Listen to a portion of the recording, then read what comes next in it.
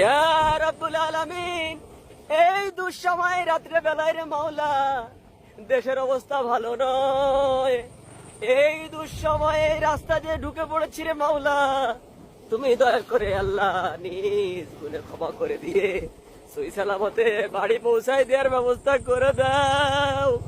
ফাঁকা মাঠ, পরনের ভিতর ধুক পুক করতেছে রে মাওলা, আমার সাথে নিয়ে ঘুরতে। আল্লাহ যদি ডাকাতি ধরে বসে তাহলে করে মহেন্দ্র পর্যন্ত পৌঁছায় দাও, তারপর বাকিটা সামলে নেবানি। আল্লাহ তুমি দয়া করে মাফ করে দাও ইয়া রাব্বুল আলামিন। আল্লাহ মেহেদির মুখের দিকে আল্লাহ এবার এই যাত্রায় তুমি দয়া করে মাফ করে দাও। আল্লাহ কি রাস্তা,